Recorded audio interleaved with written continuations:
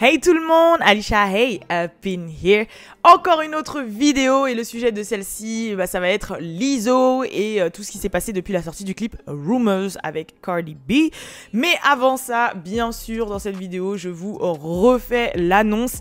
Comme depuis la Christmas Week, je crois, de décembre, je vous avais pas fait de cadeau et que quand même je vois que la communauté est là, elle est présente et elle est bienveillante et voilà.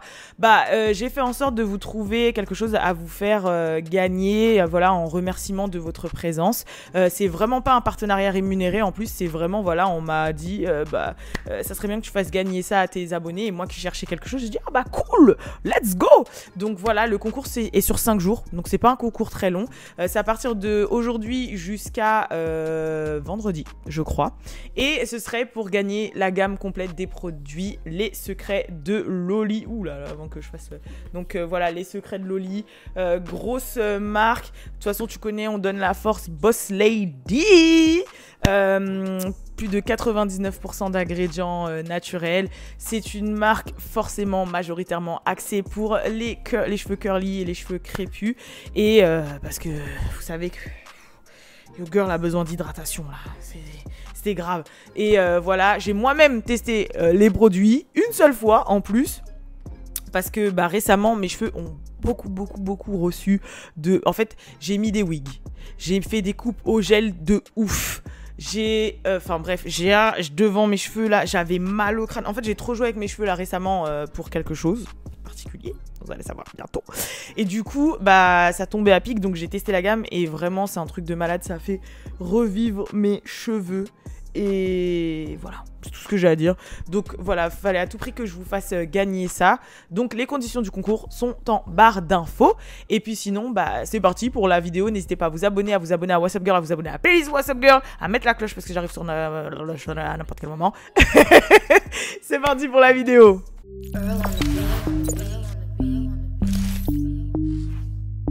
Real ass bitch, give a fuck about a nigga. Donc la vidéo de Lizzo, d'ailleurs, comme vous le savez, il y a le clip Rumors qui est le nouveau single de Lizzo avec Cardi B qui est sorti vendredi dernier. Je vous ai fait une vidéo réaction sur le clip qui est maintenant disponible sur YouTube parce que le soir même, vendredi, je vous ai fait la réaction vendredi même. Hein. Quand j'ai voulu vous sortir la réaction du clip, j'ai été striké par YouTube. Du coup, le temps que je conteste et que ce soit accepté par YouTube, c'est sorti 2-3 jours après. Mais en tout cas, maintenant, la vidéo réaction est là. Voilà. Qu'est-ce que je voulais vous dire d'autre? Oui, donc du coup, je vais y arriver, je vais y arriver. En fait, j'ai trop d'informations à chaque fois dans ma tête. Ce que je voulais vous dire, c'est qu'en fait, depuis la sortie du single, du coup, Lizzo a reçu énormément de critiques, énormément de backlash, jusqu'à craquer sur les réseaux sociaux et ses différents réseaux sociaux, que ce soit TikTok, que ce soit Instagram Live, Twitter, tout ça. Donc, elle a fait un live Instagram où elle était en pleurs et où elle s'est exprimée sur ses critiques. Elle a fait plusieurs tweets également. Elle a fait aussi beaucoup de TikTok et bien évidemment, les critiques ont été sur son poids, sur son comportement, sur son style vestimentaire. Il y a eu aussi une grosse attaque, je crois qu'il y avait beaucoup de gens qui la comparaient à une mamie et en fait c'est le stéréotype de la femme noire forte dans les années d'avant, le stéréotype de la forte femme noire, vous savez, bonne, la bobonne, etc. Et du coup, bref, elle l'a énormément mal pris, elle s'est exprimée. Bien évidemment, les vidéos sont traduites, donc je vais vous les mettre tout de suite et on va en parler un peu après. I have people who have something mean to say about you.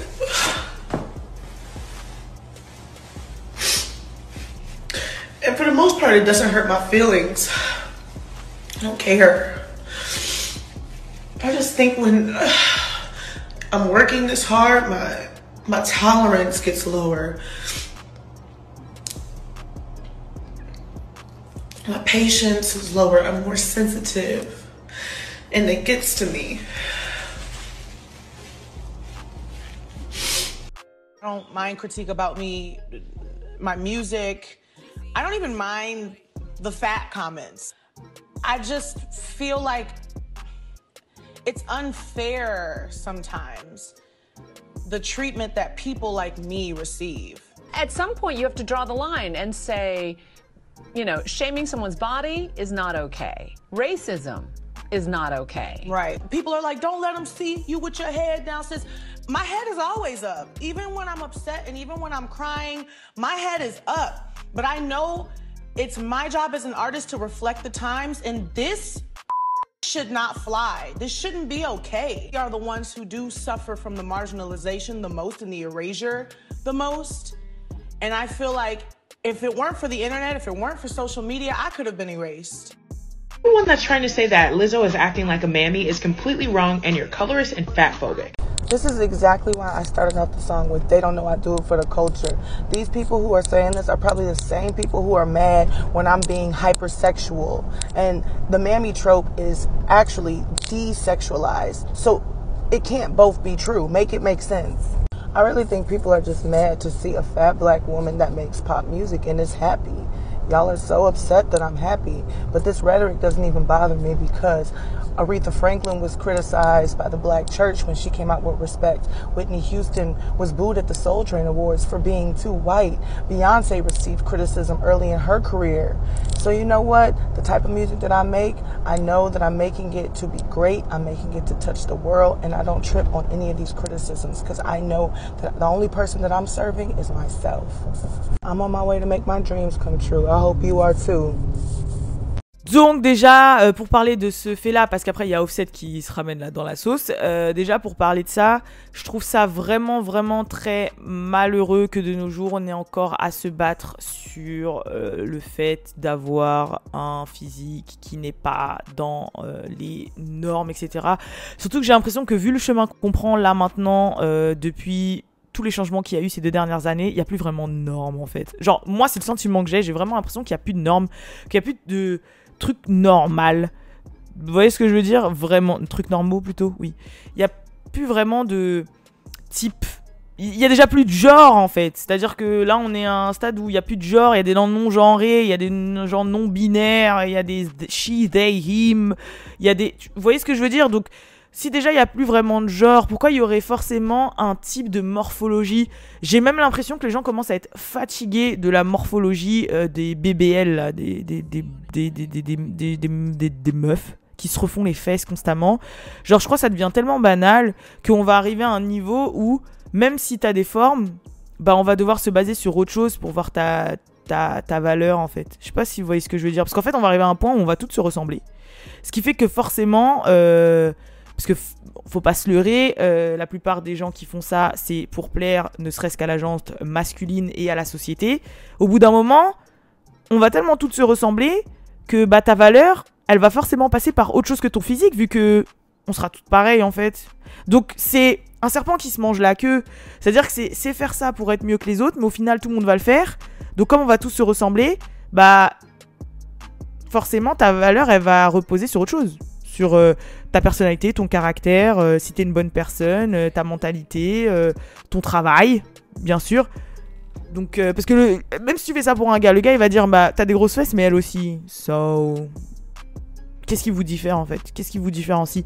Et je pense qu'au bout d'un moment, on va arriver à ce stade-là. Après, je suis d'accord avec les réseaux sociaux, Instagram, faire des photos, etc. C'est un peu compliqué. Moi, la première, hein, je suis vraiment au premier plan par rapport à ça. J'ai complètement bifurqué dans cette vidéo, mais bon, je vais finir ma parenthèse. Mais moi-même, je suis au premier plan de ça.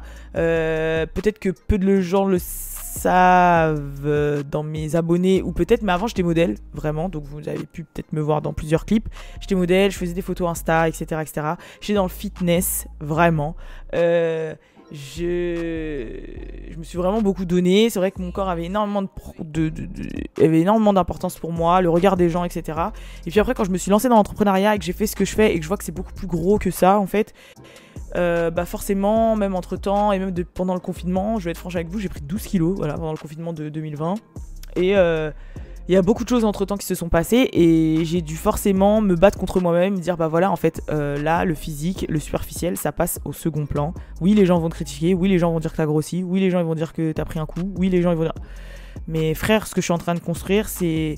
Et ce que je fais, et ce que je suis devenue, comment j'ai évolué dans ma tête, ça vaut 1000 fois plus que ce que mon physique m'avait apporté avant et ce que je suis.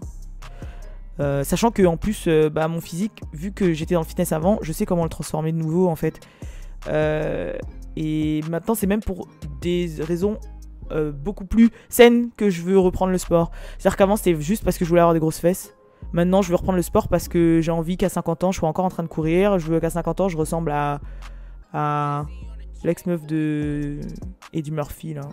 Mais bref, en fait, je veux être saine. Vous voyez ce que je veux dire? Je veux être vive, je veux sentir, je veux être jeune. Hey, bien sûr, je le fais aussi pour mon physique, pour qu'il soit beaucoup plus harmonieux, etc., etc. Et que je me sente moins à être là à dire « Oh, vas-y, là, j'ai un bourrelet qui dépasse sur ma photo. » C'est pour ça que je la poste pas et tout. Donc forcément, oui, ça joue sur le mental. J'ai encore énormément de complexes. Donc je peux le savoir, je peux le comprendre par rapport à l'ISO, ce que ça fait. De s'afficher comme ça, de s'assumer alors qu'on le vit pas forcément bien. Et qu'en plus, les gens te critiquent. Voilà, c'était à ça que je voulais en venir. Et je trouve ça d'autant plus... Je trouve ça encore plus fort par rapport à l'ISO, ce qu'elle fait. Parce qu'elle a les moyens de changer son physique en fait. C'est ça le truc, c'est qu'elle a les moyens. Elle a les moyens de se poser par exemple un anneau gastrique, elle a les moyens de faire une liposuction, elle a les moyens de prendre un coach sportif privé ou une nutritionniste, elle a les moyens en fait. Et elle le fait pas. Parce qu'elle sait que c'est une porte-parole pour les femmes rondes, pour les femmes dans son cas, etc.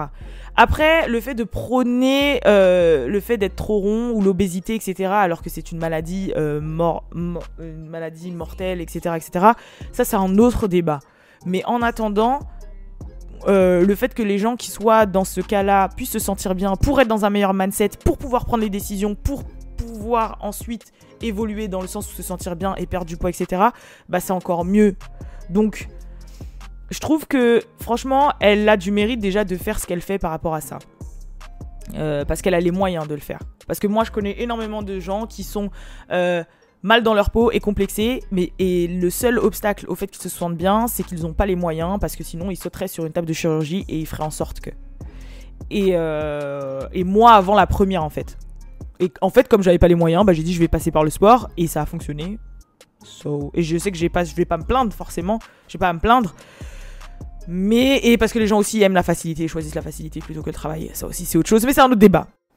Mais dans le sens où elle, dans son cas, en fait, elle choisit pas la facilité alors qu'elle a les moyens de la choisir.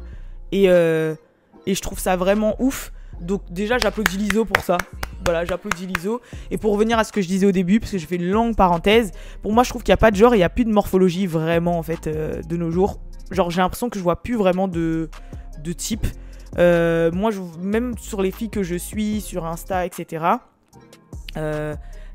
je vois plusieurs morphologies. Je peux grave m'identifier à une fille qui a énormément de forme, qui est même très forte, comme une fille qui est skinny, regarder ses vêtements, voir ce qui va, voir ce qui va pas, qui fait ce haut-là, qui fait cette robe sur cette personne, etc.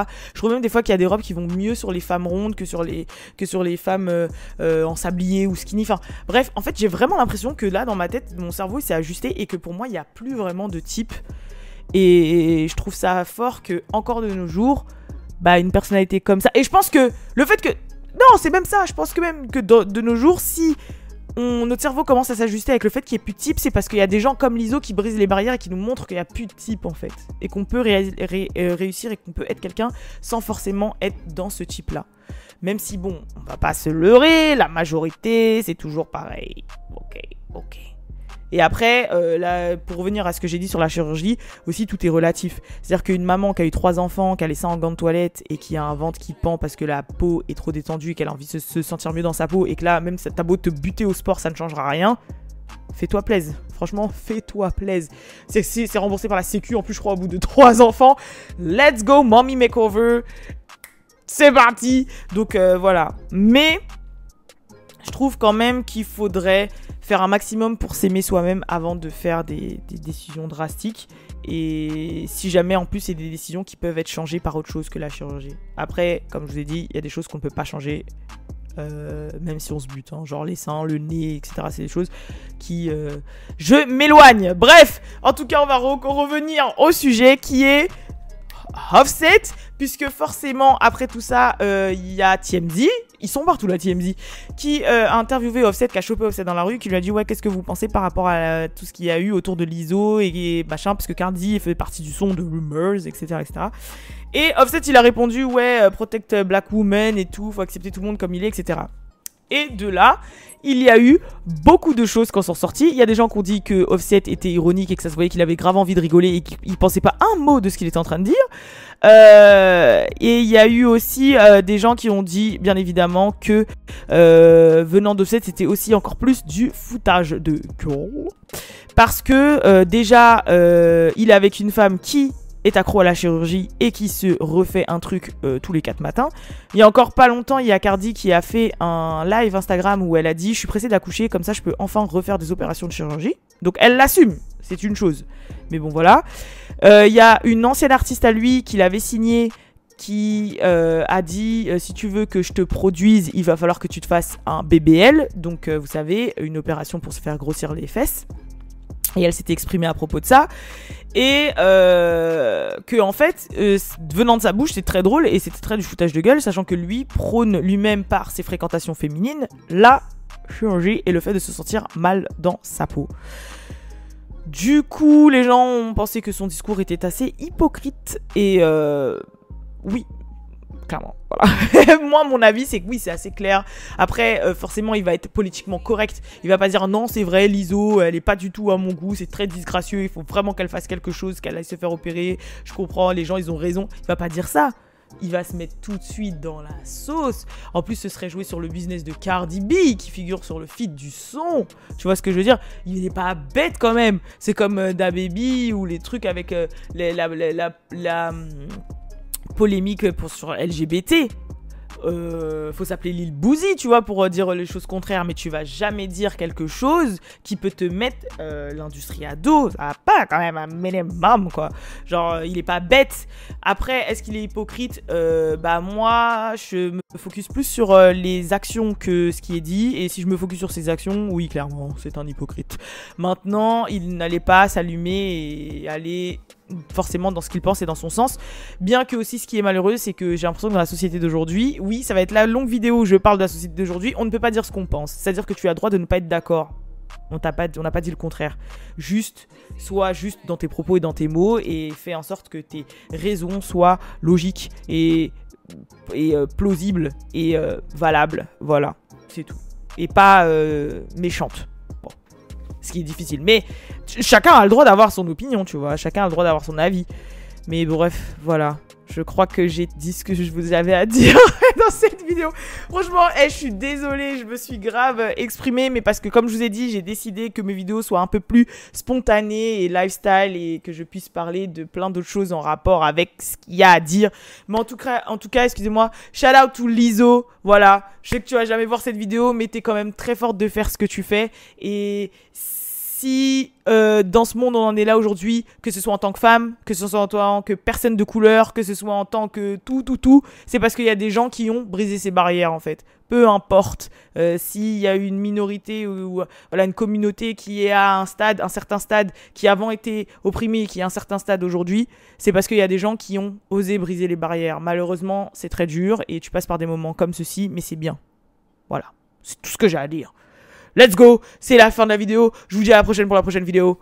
Peace!